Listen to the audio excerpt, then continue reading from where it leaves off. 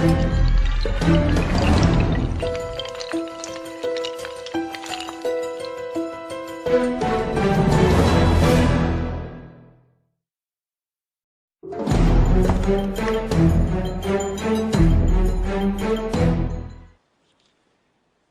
Majesties, Your Royal Highness, honorable members of the Norwegian Nobel Committee, by now my family, Excellencies, ladies and gentlemen.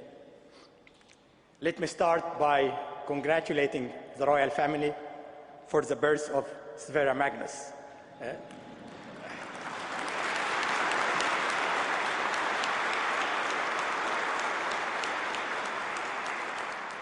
We all wish him a long, happy, and healthy life.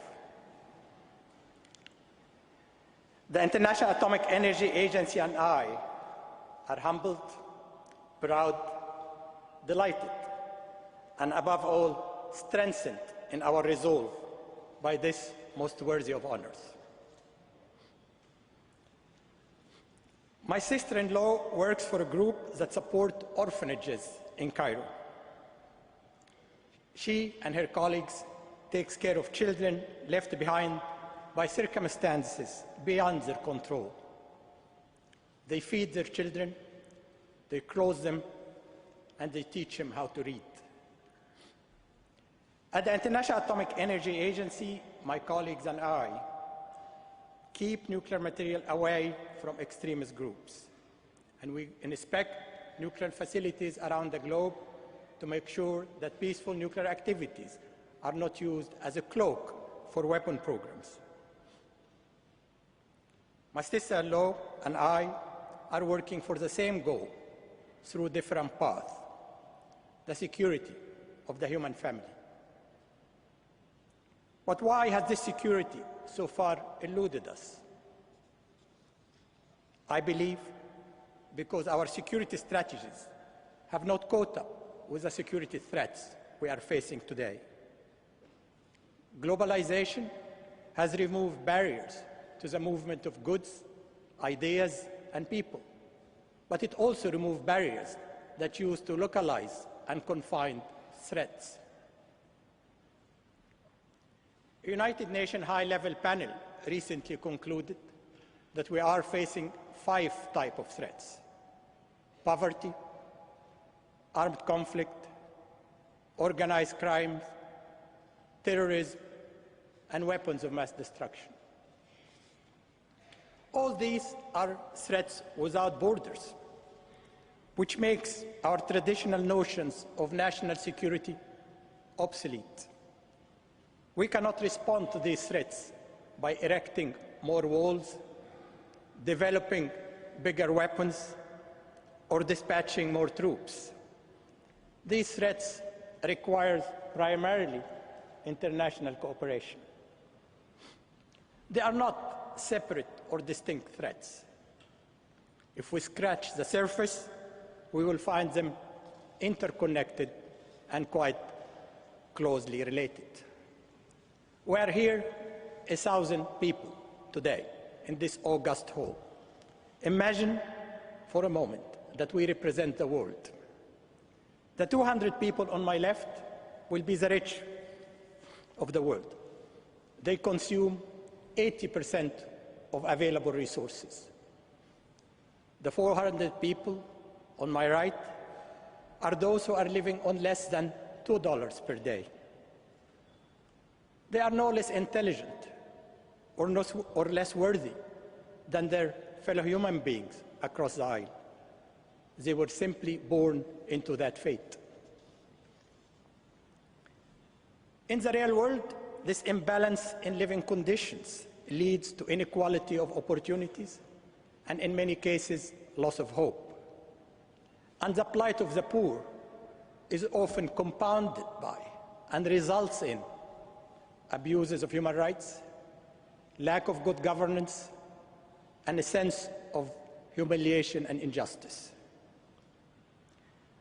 These are absolutely the right combination that create the most fertile grounds for organized crime, civil wars, and terrorism and extremism in all all its different forms.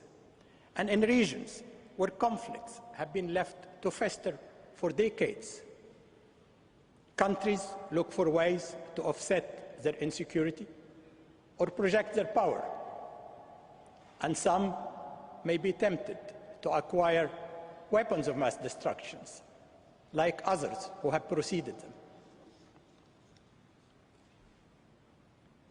Ladies and gentlemen, 15 years ago, the Cold War ended. At that time, we hoped for a new world order, a world order that is rooted in human solidarity, a world order that is equitable, that is effective, and that's inclusive. Today, we are nowhere near that goal. We may have torn down the walls between the East and the West, but we are yet to build bridges between the North and the South, between the rich and the poor. Consider our development aid record. Last year, we spent $1 trillion on armaments, and we spent less than 10% of that amount on official development assistance, a mere $80 billion.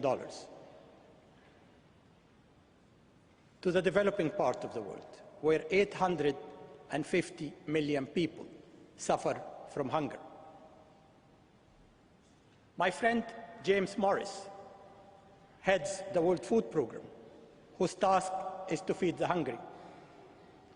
He recently told me, and I still vividly remember that, if I could have just 1% of the amount spent on armament, no one in this world will go to bed hungry. 1%. It is no surprise then that poverty continues to breed conflicts. Of the 13 million people who lost their life in the last 10 years as a result of armed conflict, 9 million people of the 13 million are from the sub-Saharan Africa, from where the poorest of the poor live. Consider also our approach to the sanctity and value of human life. After 9/11 in 2001, we were outraged, we were deeply grieved, and rightly so, by this heinous crime. But many of us are unaware that as a result of the civil war in the Democratic People's Republic of Congo, 3.8 million people lost their life since 1998. Are we to conclude that our priorities are distorted and our approaches uneven?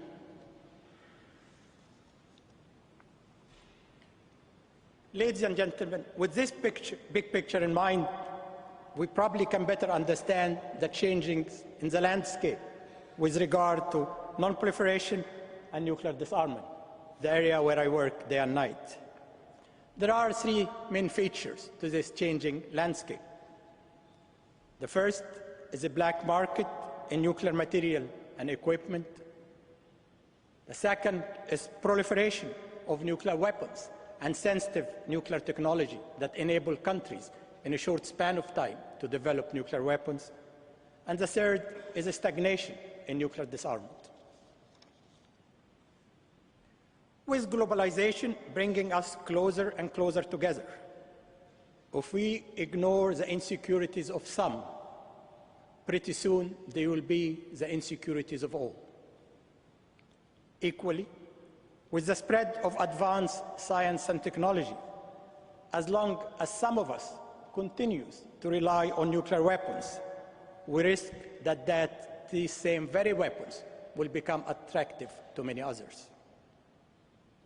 If we hope seriously to escape self-destruction, then I believe that nuclear weapons should have no place in our collective conscience and no role in our security.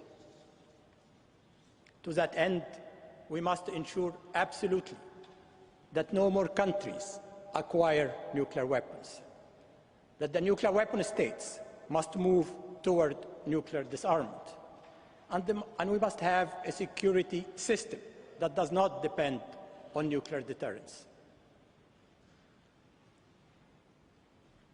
Are these goals realistic, within reach? I do believe so. But 3 steps are urgently required. First, we must keep the nuclear and radiological materials out of the hands of extremist groups. Since 2001, the IAEA, together with the international community, launched a worldwide campaign to ensure that we are protected against such menace. We protect nuclear facilities, we secure powerful radioactive sources, we train law enforcement officials, and we monitor border crossings. In 4 years, I can say we have completed 50% of the job. But the pace is not fast enough, because in this area, the possibility of nuclear terrorism, we are in a race against time. Second, we need to tighten controls of operation to produce materials that could be used directly in developing nuclear weapons. Currently, any country can master these technologies for civilian use, but in doing so, they also master the most difficult part of developing nuclear weapons, and that is to produce the highly enriched uranium or the plutonium needed for a weapon. I'm hoping to make these operations multinational, so no one country should have exclusive control over these operations. My plan is to start by providing assurance of supply through a reserve bank managed by the IAEA, so every country that have a bona fide credential can have access to the fuel, to the reactor that they need for peaceful nuclear technologies. If we do that, no country will have the incentive and, more important, the justification to have their own independent enrichment factory or reprocessing factory. If we do that, then we should be able to move toward a moratorium with regard to national facilities, and we should continue to work toward multinational approaches for the reprocessing and enrichment of nuclear material. We need also to strengthen the IAEA verification. The IAEA verification is the heart and soul of the non-proliferation regime. We must have the required authority, the needed resources, the adequate information, the up-to-date technology, and we must be backed by the Security Council in case of a country that is to be found in non-compliance with its non-proliferation obligations. Third, we need to accelerate the disarmament efforts. Today, 8 or 9 countries continue to possess nuclear weapons. Today, we have 27,000 warheads still in existence. To me, this is 27,000 warheads too many. A good start would be for the nuclear weapon states to reduce reliance, the strategic reliance on nuclear weapons. More than 15 years after the end of the Cold War, it is absolutely baffling to many that the major nuclear weapon states continue to maintain their nuclear arsenal at a hair trigger alert. So in case of a reported possible nuclear missile, the leaders of these countries will only have 30 minutes to decide whether to retaliate by a nuclear attack, and with that risk the destruction of entire civilizations. These are 3 steps that we can readily take. Protect the nuclear material and control the verification system. Control the production of weapon-usable nuclear material, and accelerate the disarmament efforts. But that's not enough, in my view. The hard part